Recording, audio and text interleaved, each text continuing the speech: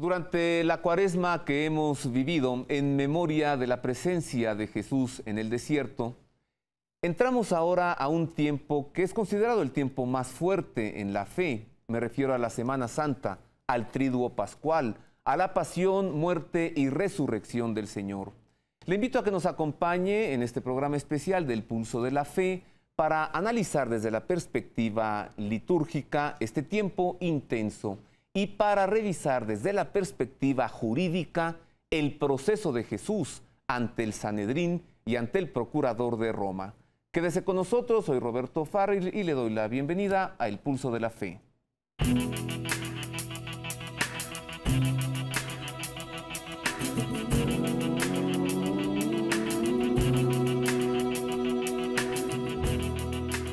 Les saludo con aprecio, gracias por estar con nosotros, mil gracias de corazón por el favor de su atención. Con gran gusto recibo a nuestros invitados, a nuestros panelistas y me da mucho gusto presentarle a usted al licenciado José Manuel Torreblanca. Bienvenido, licenciado. Muchas gracias, Roberto, muy amable. Especialista en procesos jurídicos. Soy profesor de teoría del proceso, sí, efectivamente. ¿Se le puede llamar a usted un procesista? Procesalista. Procesalista. Catedrático en la Escuela Libre de Derecho. En la Universidad Panamericana. Muchas gracias, licenciado, desde hace 25 años. Bienvenido, mil muy gracias. Amable, sí. Con aprecio recibo al padre Miguel de Manuel Camín Garnica, especialista en liturgia. Pocos liturgos hay, ¿verdad, padre Camín? Así es. Bienvenido. Gracias. Y también con mucho aprecio al doctor Carlos Soriano Cienfuegos. Gracias. Él es experto o especialista en derecho romano. Así es. Se le puede llamar romanista. Romanista, así es. Así bueno, es mi especialidad. Pues bienvenidos todos. Mil gracias de nuevo. Veamos una nota introductoria para revisar este tiempo que, padre Camín, termina hoy. La cuaresma termina en el Domingo de Ramos. No, la cuaresma termina el Jueves Santo con la hora de nona y nos introduce la tarde del Jueves Santo al Triduo Pascual. Y el Triduo Pascual inicia entonces el viernes. Es viernes, sábado y domingo. Viernes de la muerte del Señor, sábado de la sepultura del Señor. Ya no existe el sábado de gloria, ya se superó. Es un concepto que ya no existe, aunque la gente popularmente lo sigue hablando, pero les falta instrucción en ese aspecto. Y el domingo de Pascua, que es ya la siguiente semana, el primer día de la siguiente semana, que llamamos Domingo de Pascua. También ya nadie se moja con cubetas en las calles. No, ya no. Hay que guardar el agua. Y ahora con todo esto que hemos sabido del agua últimamente. Revisemos entonces qué es este tiempo cuaresmal que todavía estamos viviendo, aún en este Domingo de Ramos. ¿Qué es la cuaresma? ¿Cuál es su contenido?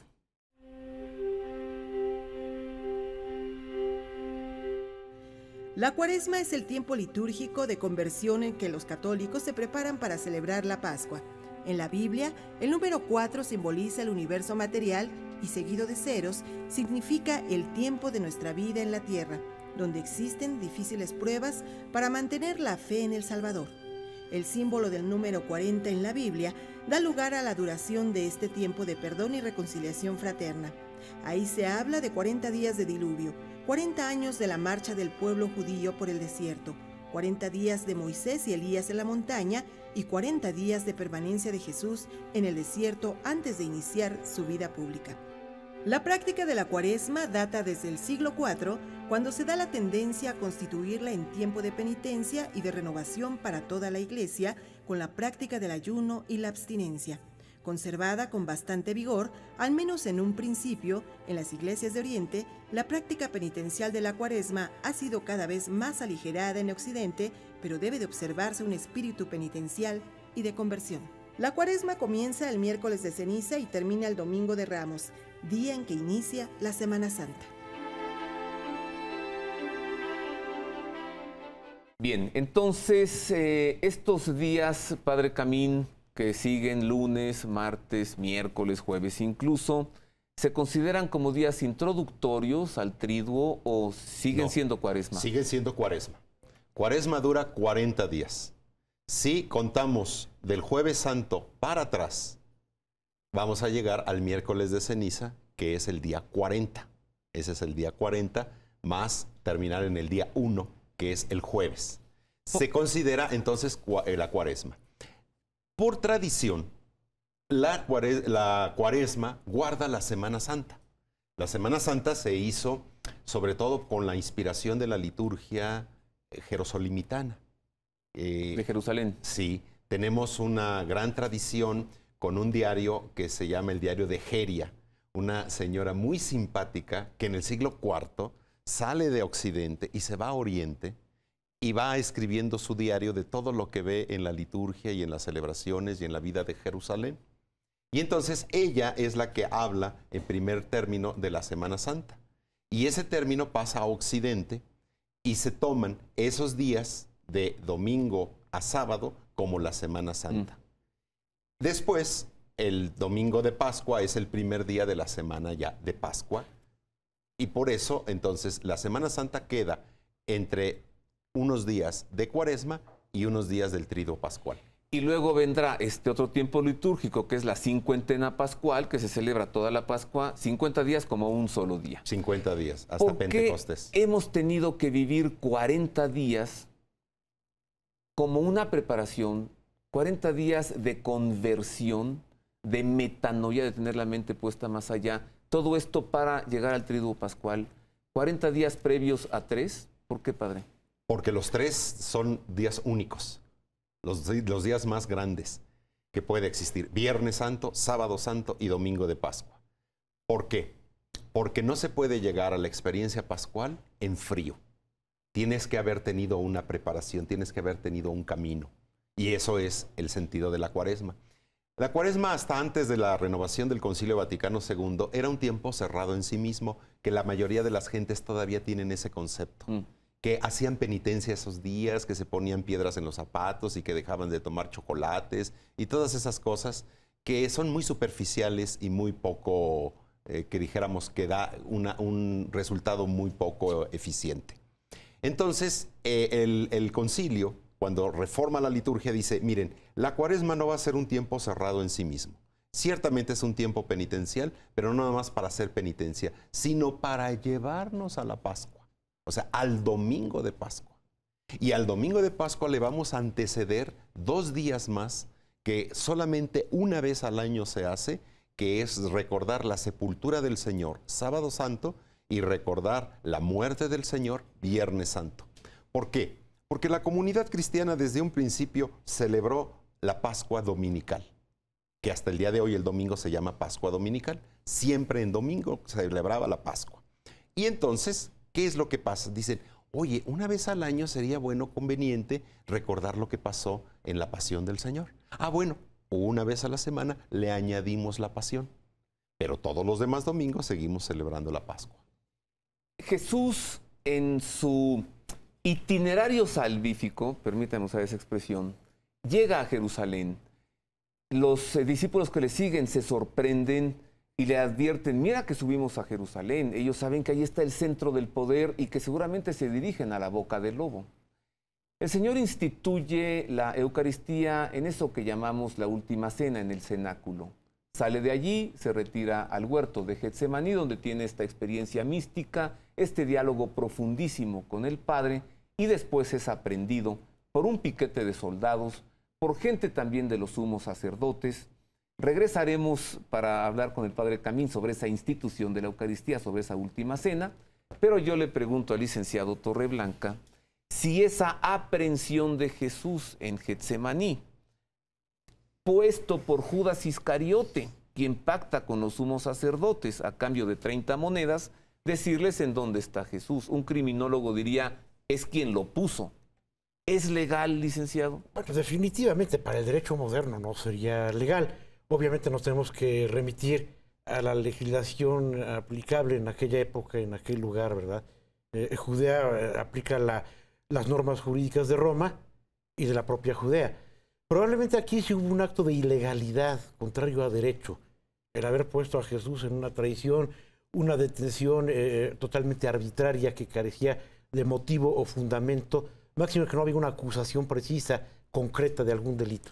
Claro, no se le puede aprehender a alguien sin acusación. O sea, no hay una acusación específica, por un delito específico también. Doctor Soriano, ¿quién aprendió a Jesús? ¿Un piquete de soldados romanos? Entonces Pilato estaba enterado de lo que se iba a hacer esa noche.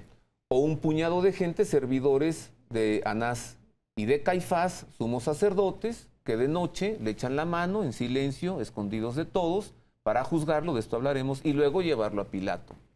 Bueno, se sabe que junto con los acusadores o con los que pretenden que se le dé muerte a Jesucristo, va un piquete de soldados, una cohorte de soldados romanos, que es, digamos, la manera en la que van a hacer efectiva, por vía coactiva, la aprehensión. De manera que sí hay una intervención de la autoridad romana. Quizás no haya estado enterado Poncio Pilatos de esto último, puesto que no es él al que compete, digamos, despachar estas diligencias, por llamarlo así. Ahora, es indudable que él conoce quién es Jesucristo una vez que, bueno, desde antes, perdón, que está en el pretorio. Entonces, que llegan estos judíos, le pagan a unos soldados, ¿no? A unos agentes judiciales, acompáñenme para detener a este, ¿sí? Un poco así, más o menos. No sé si les hayan pagado, pero el caso es que sí los acompañan. Bueno, a Judas ya le habían pagado. A él sí. No sé si lo digo por el piquete de soldados romanos. En este mundo que no se paga. Bueno, en este mundo que no se paga. Judas Iscariote, licenciado Torreblanca, al recibir dinero para poner a Jesucristo, está cometiendo un delito que le impedirá después presentarse ante Pilato y decir, momento, aquí hay una injusticia porque a mí me pagaron por esto. Sí, pues no podría ser testigo y además hubiera sido un testigo pagado, ¿verdad? Totalmente no hubiera podido intervenir como testigo en ningún momento posterior. Es un acto de traición. Ahora, hablando aquí de la cuestión del piquete romano, realmente una corte romana probablemente no era una corte completa, ¿verdad? Pero de que estuvieron retribuidos, probablemente sí estuvieron retribuidos para detener a Cristo. Ahora, en esa detención, Padre Camín, ¿por qué había con Jesús gente armada?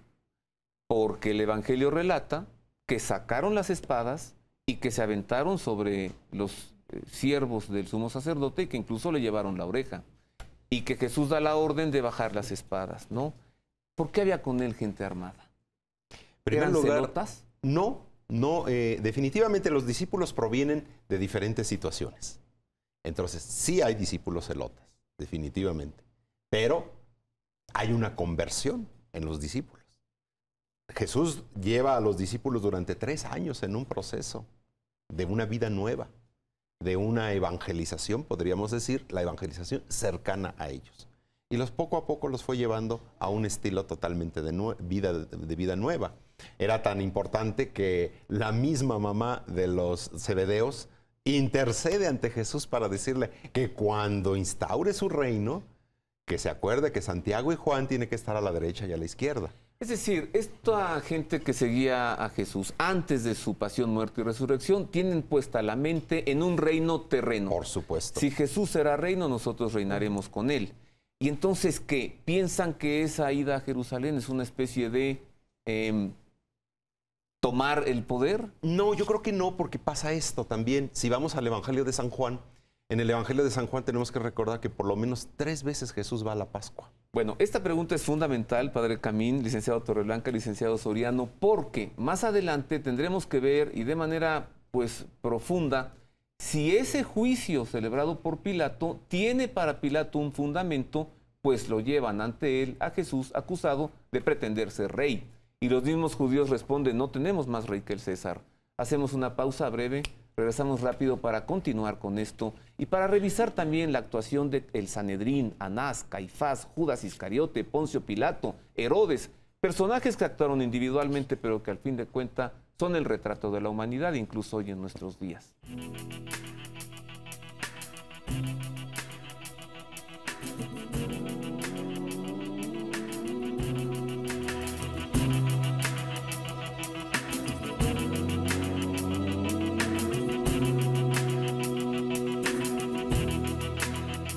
Continuamos en este programa especial del Pulso de la Fe, centrándonos en el análisis del proceso jurídico de Jesús de Nazaret. Preguntaremos a nuestros invitados enseguida qué es lo que sucedió en el Sanedrín, es decir, el juicio judío. Pero antes revisemos qué es el Triduo Pascual en esta nota que nos explica pues ya algo de lo que el Padre Camín nos dijo ese viernes, sábado y domingo, la pasión, muerte y resurrección del Señor.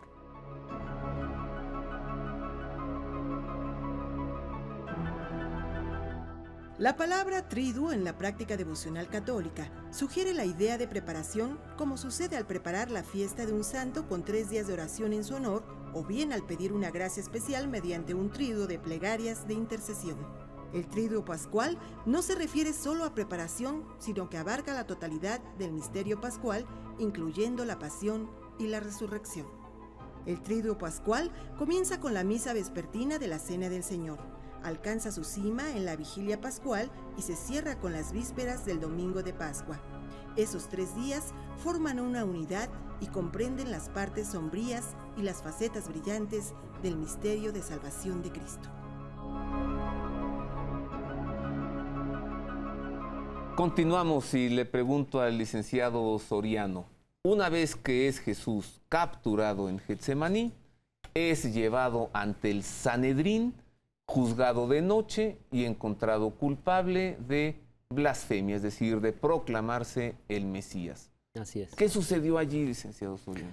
Bueno, según narran los evangelios, se presentan muchas acusaciones en contra de Jesucristo, contradictorias entre sí, y la sentencia, digamos, estaba un poco anticipada.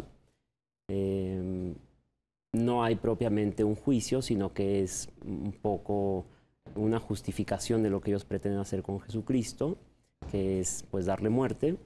Y empiezan las declaraciones de los testigos que han escuchado que destruirá el templo, que lo reconstruirá, que se ha dicho hijo de Dios, que comerán su carne, etcétera, ¿no?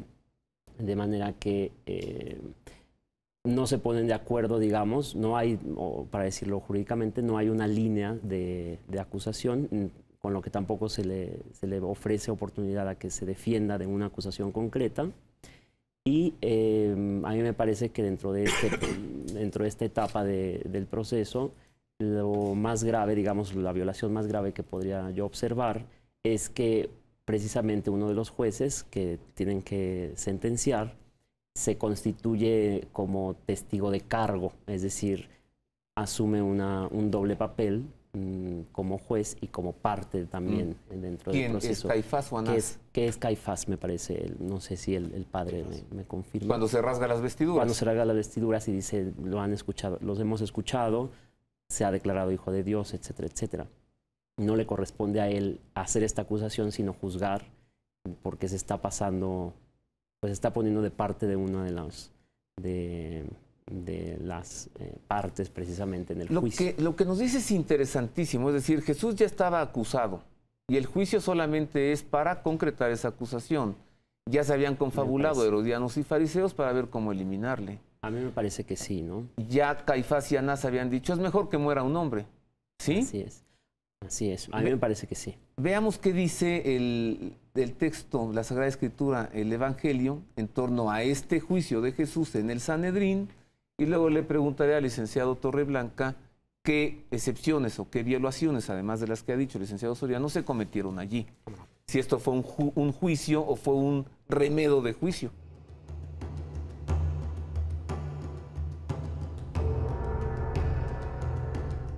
Los sumos sacerdotes y el Sanedrín entero andaban buscando contra Jesús un testimonio para darle muerte, pero no lo encontraban. Algunos, levantándose, dieron contra él este falso testimonio. Nosotros le oímos decir, yo destruiré este santuario hecho por hombres y en 3 días edificaré otro no hecho por hombres. Y tampoco en este caso coincidía su testimonio. Entonces se levantó el sumo sacerdote y poniéndose en medio preguntó a Jesús, ¿no respondes nada? ¿Qué es lo que estos atestiguan contra ti? Pero él seguía callado y no respondía nada. El sumo sacerdote le preguntó de nuevo, ¿eres tú el Hijo de Cristo, el Hijo del Bendito? Y dijo Jesús, sí soy yo, y veréis al Hijo del Hombre sentado a la diestra del poder y venir entre las nubes del cielo. El sumo sacerdote se rasga las túnicas y dice, ¿qué necesidad tenemos ya de testigos? habéis oído la blasfemia. ¿Qué os parece? Todos juzgaron que era reo de muerte. Bien, este es el texto fiel de lo que ya el licenciado Carlos Soriano nos platicaba. Licenciado Torreblanca, ¿es lícito hacer un juicio en la noche? Por principio no. Un tribunal Ni no puede siquiera trabajar en el la Sanedrín. noche. Ni siquiera el Sanedrín, porque tenían una... Aquí sí aplica la ley judía, la ley hebrea. Tenía que ser a partir de que hubiera salido el sol. Podía funcionar el Sanedrín, se podía convocar y debería haber el quórum correspondiente. Ahora en la noche no podía convocarse en una reunión válida del Sanedrín y menos en víspera de Pascua. La máxima celebración del pueblo judío. La máxima celebración del pueblo judío. No era ni el momento ni la hora adecuada para reunirse. Sin embargo, aquí hay alguna discusión porque dicen que ante Anás realmente no se había reunido el Sanedrín, sino que fue una junta de tipo privada previa al juicio y que realmente el Sanedrín se reunió hasta la madrugada, ya saliendo el sol. Bueno, ahora, yo me imagino allá a Jesús siendo víctima de una continuidad de injusticias y cuando lo encuentran culpable de esto, viene una noche de hambre, de sed, de golpes, de tortura, Terrible, sí. de bofetadas. ¿Esto legalmente cómo se puede explicar? Bueno, torturas que están prohibidas totalmente, ¿verdad? Porque antes de llegar a ser juzgado, se le había torturado, se le había condenado previamente. En el camino de Getsemaní al Sanedrín. Había sido condenado y ejecutado parcialmente. Entonces él es sometido a una serie de torturas en una amplia violación a la ley y a los derechos humanos. Sin que hubiera habido un procedimiento válidamente desarrollado. Y esto apenas empieza. Padre Camín, Jesús sabía algo de esto. ¿Por qué ahora sí nos regresamos al cenáculo? Le dice a Judas, ve y haz lo que tienes que hacer. Bueno, hay que pensar en algo muy importante, que los evangelios fueron escritos siempre después de la Pascua. No fueron escritos conforme va pasando esto, va pasando lo otro. ¿Le estás ayudando a Judas Iscariote, Padre Camín? No, le estoy ayudando a la verdad. Bueno, tampoco vamos a juzgar aquí a Judas.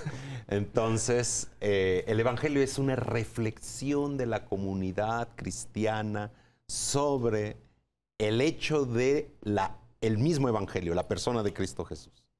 Entonces, por eso, el evangelio no se fue escribiendo conforme se pasaron los acontecimientos. Tampoco se escribió el Sábado Santo. Alguna ocasión, hace muchos años, leí en un libro que decía un autor, si los evangelios se hubieran escrito el Sábado Santo, serían el libro más desconsolador de la humanidad. Y no, se escribieron después de la Pascua. ¿Por qué? Como 30 años después, ¿no? No, Marcos, que es el evangelio más antiguo, se escribe sobre el 54 más o menos, 52, 54. 24 años después. Sí. Entonces, ¿qué pasa? La comunidad cristiana tiene que hacer una reflexión sobre lo que había pasado en la Pascua. Y entonces dicen, bueno, es que los que fueron testigos, Juan, es que esa noche Jesús le dijo a Judas esto. Entonces de alguna manera ya estaba el plan de Judas, se tenía que echar a andar. Porque mira, no se necesita ser Dios ni el Verbo eterno encarnado para darse cuenta. Quien tenga 3 dedos de frente se da cuenta que atrás están hablando de él. Y que uno de ellos tiene un plan que es diferente al propio. Claro. Y que ha ido y que ha hecho una traición. El evangelio de Juan es muy interesante en ese aspecto porque es un evangelio construido, porque además es el último evangelio, el cuarto evangelio, construido sobre el año 90-100. Es un evangelio construido sobre 2 puntos alternativos, la luz y las tinieblas. O sea, la tesis de todo el evangelio es, vino a los suyos la luz y no recibieron la luz. Ese es. Entonces, presenta siempre las situaciones entre día y noche, por ejemplo. Sombras y luces. Exactamente. Pero entre los personajes también. Entre Jesús y Judas. Son la tesis y la antítesis. Mira, a ver, ahí te va una pregunta que a mí me han planteado varias veces. Instituye Jesús la Eucaristía. Da el pan y el vino, el cuerpo y la sangre. Judas estaba allí. Yo sé que es un poco ocioso, pero ¿Judas comulgó? No. Salió antes. ¿Por qué? Entonces le dijo, vete y haz lo que tengas que hacer y después viene... ¿Por qué? ¿Quién nos ayuda a descubrir esto? Es muy fácil ir al rito de la cena pascual judía. ¿Cómo se hacía el rito de la cena pascual judía? Entonces, ¿qué partes había dentro de la cena pascual judía? Porque el Evangelio no narra la cena pascual judía, narra la cena pascual cristiana, la de Cristo. Pero sabemos por el desarrollo cómo fue, que tenía que haber las 5 copas, que tenía que haber los panes, que tenía que haber la condecoración. Eso lo hace Jesús cuando condecora al miembro más distinguido en esa cena, en esa noche. ¿Le da de comer de su plato? Sí, le da de comer su plato, pero no le da la Eucaristía todavía. Le da nada más el jaroché, que es esta especie de ensalada con un trozo de pan, que se entregaba cada año el padre de familia. Como la cena pascual era muy familiar, era el papá de familia que condecoraba a uno de sus mejores hijos, al mejor hijo del año.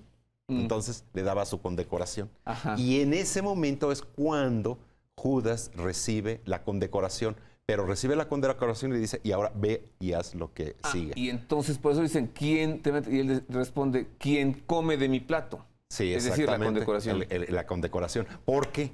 Porque si vamos a la narración del Evangelio, todos los evangelios van a coincidir en esto. Terminada la cena. O sea, ¿qué pasó en esa cena? Algo que los mismos discípulos no entendieron en un principio. Ya terminamos de cenar. Y otra vez Jesús les dice, pues vamos a volver a cenar. Pero pues es que ya nos llenamos, ya estamos satisfechos, ya estamos bien. A ver, entonces, ¿hubo cordero? Sí, todo. Hubo cordero, hubo todo. La cena pascual judía. Terminada la cena, Jesús volvió a tomar pan. ¿Cómo comienza el rito de la cena pascual judía? Tomando por primera vez el pan, el padre de familia, el panásimo, que lo guarda en una servilleta y lo presenta como acción de gracias. Se sirve la primera copa y se bebe. O sea, lo que había sucedido en un principio en la cena pascual, Jesús lo vuelve a retomar y dicen los discípulos, oye, ¿estoy soñando o qué está pasando? Estamos repitiendo la cena. Está volviendo a comenzar la cena. ¿Y cuál es esta fuente, padre, tuya? Los evangelios y las tradiciones judías. Porque dice terminada la cena. Terminada la cena. Bueno, entremos otra vez a más cuestión jurídica y de derecho. Después de este asunto en el Sanedrín, pasa toda la noche y Jesús es terriblemente golpeado y torturado y por fin llegan con él atado y se lo avientan a Pilato.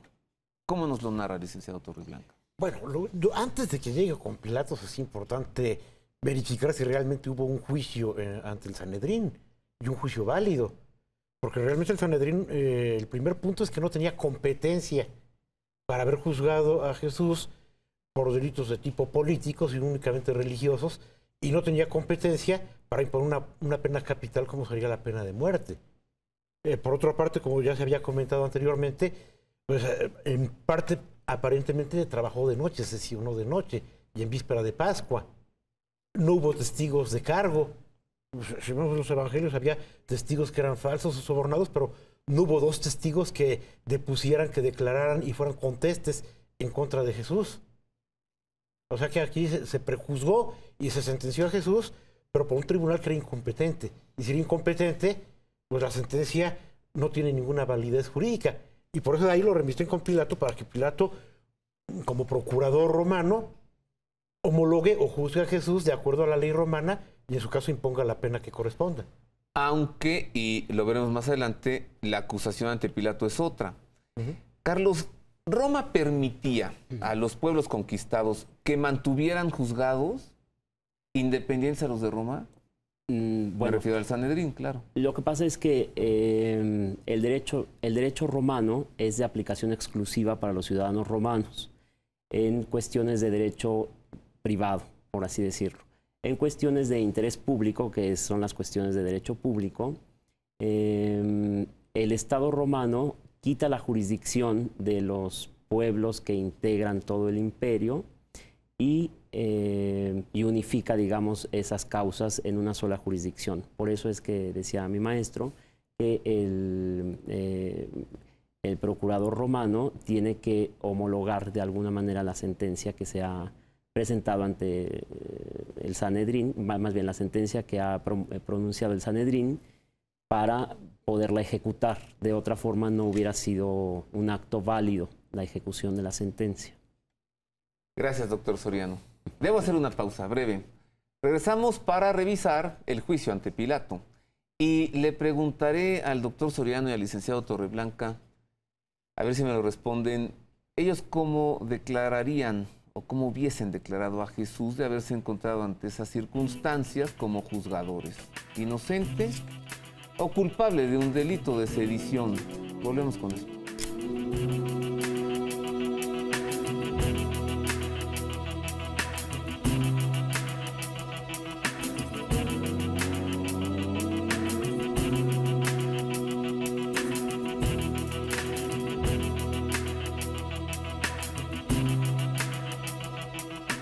Continuamos y le invito a que revisemos juntos lo que el texto de la Sagrada Escritura, según el relato de San Marcos, nos narra sobre el juicio de Jesús ante el procurador romano, ante Poncio Pilato. ¿Qué sucedió allí?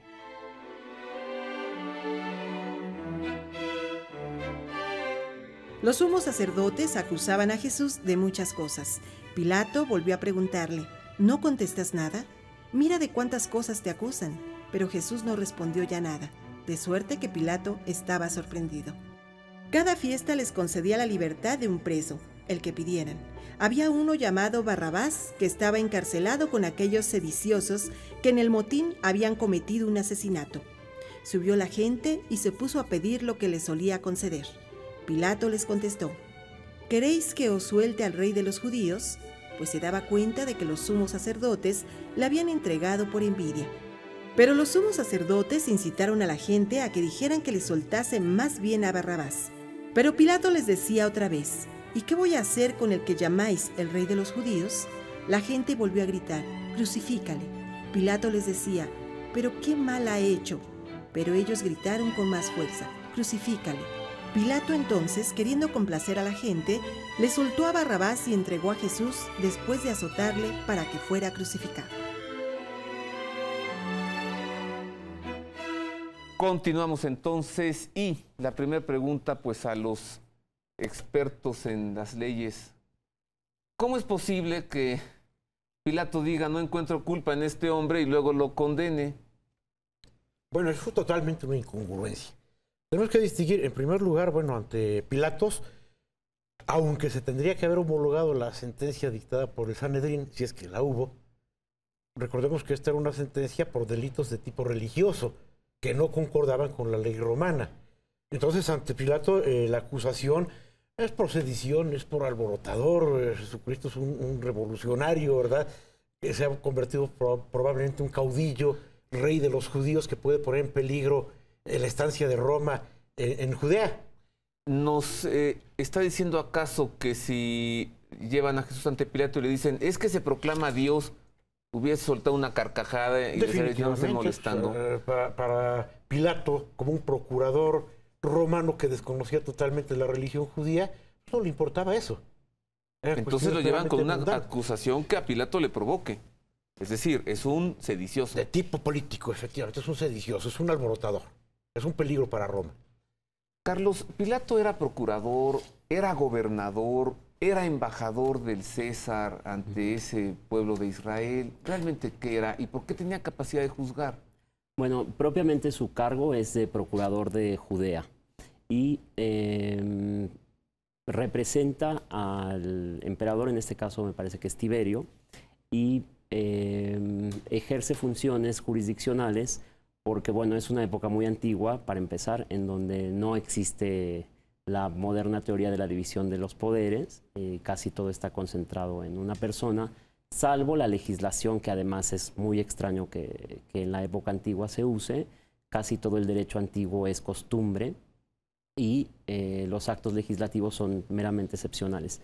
De manera que es un esquema muy común en toda la antigüedad, no nada más en el pueblo romano, sino entre los griegos, entre los pueblos de Mesopotamia, en toda la cuenca del Mediterráneo, encontrar que quien tiene, digamos, para decirlo con términos modernos, la autoridad administrativa, tenga también funciones jurisdiccionales. Es una Así que él tenía que cuidar los intereses del César, que era asegurar la recolección del tributo para enviarlo a Roma. Y además resolver las cuestiones de delitos y de crímenes que allí se presentaban. Y propiamente ejecutar las instrucciones directamente que le dieran desde Roma. Él estaba un poco enemistado con Roma, según se sabe históricamente por las noticias de Flavio Josefo, por ejemplo, porque lo habían acusado en 2 ocasiones por crueldad hacia el trato con los judíos, de manera que en la acusación que presentan de nuestro Señor frente a Pilatos, Pilatos recuerda que allá había habido un altercado en donde él había alzado unas insignias, unos emblemas que había tenido que después quitar, unos oros, me parece. El escudo exactamente, unas insignias del ejército con el rostro del César, el escudo imperial. Que da lugar a toda una revuelta y que él finalmente quiere imponer la autoridad de Roma, pero dobla las manos al final, que es, me parece, un poco la imagen del carácter de Poncio Pilatos todo el tiempo, un hombre que parece ser muy enérgico, pero que al final termina cediendo ante cualquier insinuación. A ver, entonces, pesaba en el prestigio de Pilato, que había mandado a hacer unas crucifixiones por centenares, parece ser. Había apoyado incluso, según... Y cuando le traen a Jesús con esta acusación, dice, no, una crucifixión más ante Roma me puede quitar prestigio. De hecho, estaba enemistado con Herodes Antipas por estas cuestiones. Y el proceso de Cristo da ocasión, según dice un evangelista, no recuerdo cuál, para que vuelvan a ser amigos. Ah, sí. Así es. Pero ¿por qué entonces, a ver, qué papel juega en esto Herodes, Carlos? ¿Por qué Pilato se lo manda a Herodes? Herodes era rey. ¿Podía haber un rey allí cuando Roma tenía conquistado un pueblo? Totalmente. Eso es porque el Imperio Romano está organizado administrativamente así.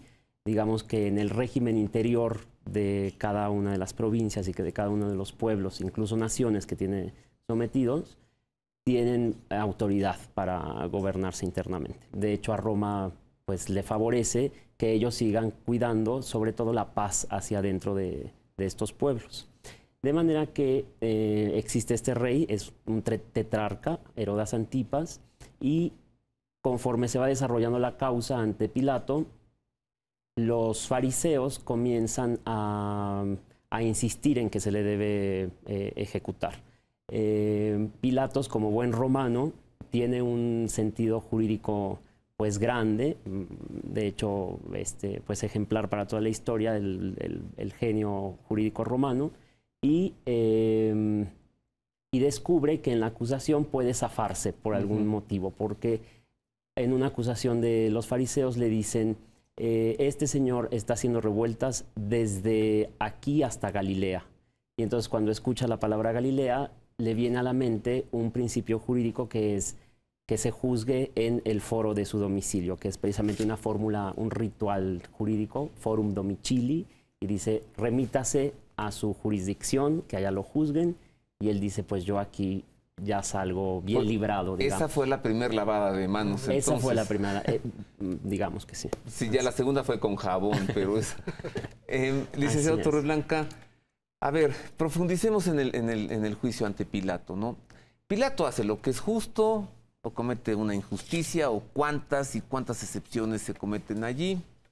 Bueno, para empezar... Y una pregunta más que le hago. ¿La flagelación formaba parte de la crucifixión? ¿O primero lo manda a flagelar, regresa y luego una segunda sentencia cruz? Bueno, es una sola sentencia. Lo que pasa es que es una sentencia totalmente incongruente, porque el mismo Pilatos dice, bueno, yo no encuentro ninguna culpa en este hombre, no encuentro ninguna culpa de acuerdo a la ley romana. Y si no encuentra ninguna culpa, una sentencia en un proceso penal debe ser absolutoria. La absolución indica su nombre. No hay pena alguna que aplicar. La persona es inocente y queda liberada totalmente de cualquier pena. Entonces no encuentra culpable, pero sin embargo lo manda a azotar y permite que se le crucifique de acuerdo a una sanción de tipo romano, cuando no se había acreditado ningún delito de tipo político. ¿Y cómo explicar que el detallito? Sí, padre. Es que no podemos decir que Pilato haya aceptado la crucifixión. Según el Evangelio de San Juan, no la aceptó, porque además jurídicamente no dio la fórmula romana que había que dar. Eso es cierto. Irás a la cruz. No le dice irás a la cruz. No. Es decir, No, la no, no. sentencia No es se pronuncia, flagelación. no se pronuncia la expresión irás a la cruz. Dice el Evangelio de San Juan, y es testigo Juan, porque ahí está en ese momento, que Pilato solamente les dice, tómenlo y hagan lo que quieran. Bueno, Tómenlo ustedes. En base a esta observación, Padre Camín, ¿cómo explicar entonces, licenciado Torreblanca, esto ya me parece peor, que el que es autoridad no ejerza la autoridad? Pues no la ejerció. Y deje No se que pronuncia. hagan Claro lo que que sí. quieran. ¿Cómo Usted se no se llega a explica? pronunciar, eso es totalmente ilegal, porque quien es autoridad y que está realizando una función judicial tiene que decidir o la persona es inocente o el reo es culpable y actuar en consecuencia. Obviamente, de acuerdo a lo que dice el padre Camín, si no hay un pronunciamiento solemne, formal, de acuerdo a la legislación romana vigente en esa época, pues no hubo sentencia. ¿Cuál es el pronunciamiento formal que encontramos? ¿Acaso es no encuentro culpa en este hombre? ¿Ese es el pronunciamiento? esa es una justificación. Es decir, ¿no Ese es- ejercicio de la acción penal? Digamos, para decirlo en términos muy modernos, sí. Pero efectivamente, la mayor violación al proceso de Jesucristo es precisamente que el propio juez pregunta a la parte acusadora, por así decirlo, porque además es un poco, pues toda la chusma que está ahí, ¿verdad? Y todos los fariseos y todos estos, y les dice, yo no encuentro ninguna culpa en él, ¿qué he de hacer entonces con vuestro rey? O sea, ¿Es irónico? pues según yo aprecio en la lectura de los evangelios, hay un poco de desdén hacia el pueblo judío en todas las palabras que pronuncia Pilatos, también un poco de odio y de rencor, así como esta raza que me viene aquí a importunar con sus Ajá. cosas. Pilatos sí. odiaba al pueblo judío realmente. Y luego se da cuenta que le quieren desdén. imponer una Claro. muerte. Por eso nunca aparece, en ninguno de los 4 evangelios aparece la fórmula. Y si no había fórmula jurídica, no lo hubo. Y tenía que haberlo hecho sentado. Además. Padre Camín, primero ayudas a Judas y luego ayudas a Pilato. Es que, mira, No, pero ¿sabes eso qué es es lo que ayudar nos a falta Pilato. mucho? Es que es peor decir la autoridad no ejerce la ¿Sabes lo que autoridad. nos falta mucho? Conocer el evangelio. Frase a frase, palabra a Padre, palabra. lavarse las manos, ¿es un signo romano o judío? Es que en primer lugar, en el evangelio nunca dice que se lava las manos. Eso es un concepto popular que yo no sé de dónde apareció. Bueno, ahora, sí es ¿De la un concepto tradición? romano, ¿eh? Lavarse Sí, las manos. Pero no ¿Es un está en el gesto romano? evangelio. Sí. No dice en el evangelio que llegó y se lavó las manos. No es Ahora, cierto. También es un gesto judío, Carlos, es También. un ritual de Me purificación. parece que es de la cuenca mediterránea en general, ¿no? Mi pregunta va aquí. ¿No habrá hecho Pilato de burla también en este desprecio del pueblo judío? Es decir, voy a hacer un signo de ustedes. Yo me purifico, como le digan ustedes, de la sangre de este. Y los judíos respondan, que la sangre de este caiga sobre nosotros, sobre nuestros hijos y los hijos de nuestros Así hijos. es, se maldicen a sí mismos, ¿no? ¿Por qué exigen tanto, licenciado Torreblanca? Exigen la muerte. Si ya lo tenían despedazado con la flagelación, con el flagrum romano, pienso que se habría ido de ahí. Yo se lo pregunté a un médico y me dijo, claro, habría muerto ese mismo día o al día siguiente. ¿Por qué exigir la cruz? Porque era el peor castigo que se podía dar a un criminal de acuerdo a la ley romana. Era infamante. No era cualquier forma de morir, ¿verdad? Podía haber una muerte por lapidación o por decapitación O los gladiadores, por ejemplo. también. Pero morir en la cruz era la forma más infamante. Y lo que querían los fariseos y lo que quería Sanedrín era precisamente humillar y castigar a Jesús lo más posible. ¿No habrían tenido además otra intención, Padre Camín? Es que aquí entramos en el misterio. La intención de Dios. Bueno, Sí. pero entonces... Entonces, ojo, y en esta cuaresma lo hemos estado leyendo y se ha estado leyendo mucho. Jesús insiste, cuando yo sea levantado, o sea, aquí entran los conceptos teológicos. La muerte o sea, de Cristo. levantado así en la cruz. Exactamente. Cuando yo sea Atraeré levantado, a todos hacia mí, lo acabamos de escuchar el domingo pasado. A todos se nos lo dijo en la liturgia del domingo pasado. Entonces, claro, yo insisto, los evangelios fueron escritos después de la Pascua. Pero Jesús dijo eso. Dicen, bueno, ¿y por qué lo dijo? Si cuando la transfiguración, que también lo oímos en esta cuaresma, bajan de la transfiguración y dicen que no entendieron nada. Padre Camín, pero antes del misterio, aquí el doctor Soriano yo ya vi que conoce de leyes y conoce de Sagradas Escrituras, lo ha El dicho. derecho romano es mi especialidad. Bueno, a ver, aunque Directamente. el derecho romano sea su especialidad y no tanto el judío, ¿qué no dice en el Pentateuco? ¿Qué no dice? O sea, ¿qué acaso no dice el Pentateuco? Como parte de la ley judía, sea maldito, muera maldito ante Dios quien muera colgado de un madero. Sí se dice. ¿Qué no quieren esto entonces? Esa es la pregunta para los tres. ¿Qué no quiere el pueblo judío? Demostrarle al pueblo judío que no puede ser el Mesías, puesto que ha muerto como un maldito ante Dios, y por eso la exigencia de la cruz. Yo creo que por una parte está esa interpretación que me parece muy buena porque complementa, digamos, las dos tradiciones jurídicas, la judía y la romana. Y también me parece muy interesante lo que señala el padre de hacer intervenir también los designios de Dios, porque efectivamente la crucifixión, el tormento por la cruz, es un castigo reservado a esclavos directamente. Entonces a mí me parece muy elocuente que Jesucristo, que es Dios y que es la libertad y que viene a darnos la libertad, muera como un esclavo. Es una cosa... Como un esclavo, según Roma, y como un maldito, según la ley judía. Es que eso fue lo que hizo Jesús la noche anterior. Se pone a lavarle los pies a los discípulos y esa es una tarea propia de esclavos. Además, por eso llega Pedro y le dice a Pedro, tú a mí no me lavas los pies, tú no vas a hacer la de mi esclavo. Si no dejas que te lave los pies, no estarás en comunión conmigo. Sucede en ese programa... aquí entra toda la teología. Padre Camín, sucede en el Pulso de la Fe que cuando la mesa se pone mejor, tenemos que despedir. Pero no queremos dejar a nuestro público sin una síntesis, sin una conclusión de cada uno. En un minuto, pues saquen lo mejor de sí en este tema. Licenciado Torreblanca. Bueno, pues yo pienso que, primero hay que recordar una época muy difícil para Jesús, toda la Cuaresma, pero como dice el Padre Camín, eran los designios de Dios, se tenía que cumplir. Si se cometieron irregularidades, injusticias, pues se tenía que cumplir. Era la única forma en que Cristo, primero, como dice usted, levantado en la cruz, muerto y posteriormente resucitado, cumplía con la misión que vino a establecer en la tierra, ¿verdad? A la salvación de todos los hombres y de todos los pecadores. ¿Quién fue el culpable de esos 3 días? Culpable de esos 3 días, pues fuimos todos. Desde el punto de vista jurídico y desde el punto de vista moral. Primero el Sanedrín, que era parte acusadora, que siguió una parodia de juicio, en donde el sumo sacerdote se convirtió en juez y parte y sentenció previamente. ¿Y el inocente en esta historia quién es? El inocente de esta historia, ¿quién es? Pues Jesucristo. El juzgado es el inocente. El juzgado es el inocente. Muchas gracias, licenciado. Quería decir algo más, ¿no? Nada más. Muchas gracias por invitarnos. Pues en el orden de la mesa, como empezamos, Padre Camín. El Triduo Pascual nos ayuda a descubrir, en el fondo, la obra de Dios. A pesar de todos estos condicionamientos humanos que siempre se hablan y se dicen, en el fondo tenemos que descubrir que en la pasión de Cristo está la obra de Dios. Que San Juan lo expresa con un texto que también acabamos de escuchar esta Cuaresma, que fue muy interesante, cuando le dice a Nicodemo, porque de tal manera amó Dios al mundo que le dio a su único hijo, para que ese hijo padezca la cruz.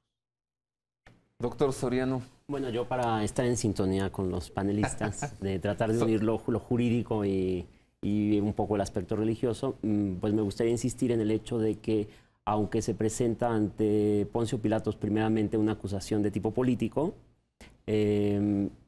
cambian después la acusación. Y al final, digamos que es muy importante que se sabe cuál es la verdadera causa por la que se lleva ante Poncio Pilato, porque ellos, los judíos, vuelven a decir ante Poncio Pilato hasta al final de todo esto que hemos narrado,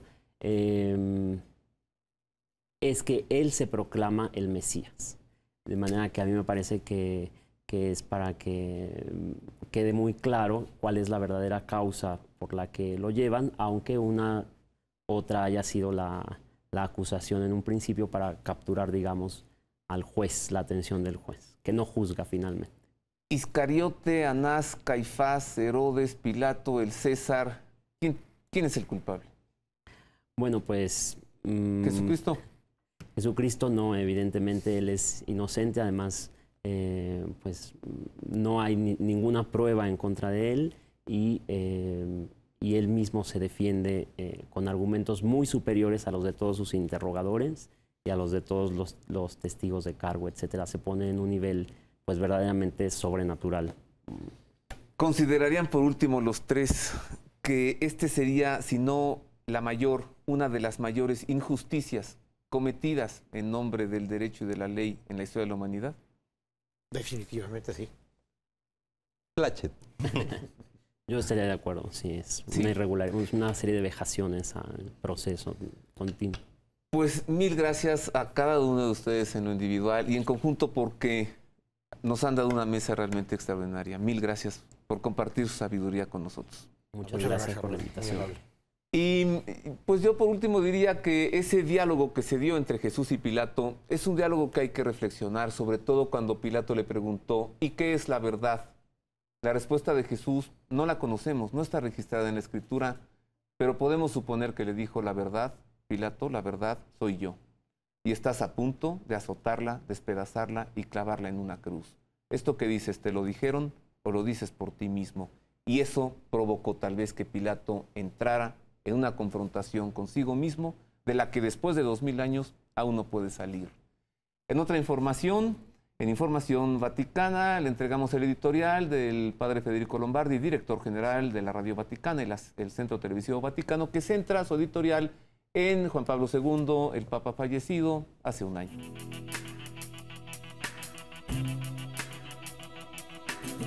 Hace ya un año de la muerte de Juan Pablo II. Pero su recuerdo está de verdad más vivo que nunca. Caminó demasiado tiempo con nosotros. Sus palabras y sus gestos fueron demasiado fuertes, demasiado profundas las huellas que dejó en nuestra vida para que lo podamos olvidar. Y cada vez que su sucesor lo nombra, y sucede casi todas las veces que habla, el aplauso brota espontáneo. No es nostalgia, no es pesar. Es gratitud, es presencia viva, herencia que permanece y continúa floreciendo. Eran días de sufrimiento las de hace un año, tiempo de cuaresma y de pasión, pero más todavía, tiempo de amor más fuerte que la muerte, de soplo potente del Espíritu, de resurrección. Al Papa Wojtyła le gustaba hablar de los tiempos de gran oración, esos tiempos en los que el Espíritu del Señor se manifestó con excepcional intensidad en la historia del pueblo cristiano, en los que surgieron grandes figuras de santos para hacer frente a los retos más difíciles en la historia espiritual que se desarrolla en el gran teatro del mundo. También nosotros vivimos la gracia de una gran oración hace un año. Era una oración más grande que nosotros, que nos llevaba como en un remolino, mientras el espíritu de un gran hombre que estaba muriendo se entregaba en manos de Dios. Más allá de las conmemoraciones, continuemos bebiendo de la gracia de esa gran oración. Nuestra iglesia, nuestro mundo, necesitan de un soplo potente del Espíritu.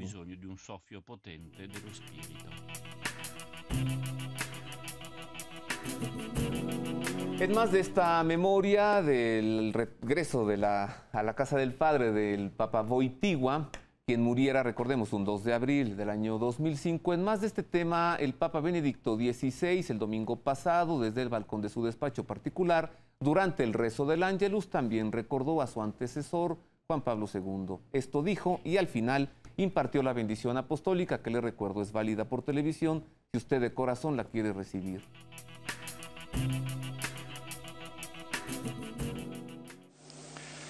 Saludo cordialmente a los peregrinos de lengua española. Que la intercesión de la Virgen María, Madre de la Iglesia, bajo cuya protección puso su vida y pontificado nuestro querido y recordado Juan Pablo II, nos prepare a vivir intensamente esta última semana de Cuaresma, haciendo de nuestras comunidades recintos de verdad y caridad, de paz y esperanza para todos. ¡Feliz domingo!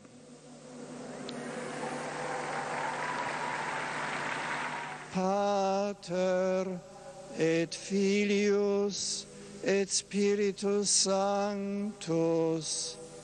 Amen.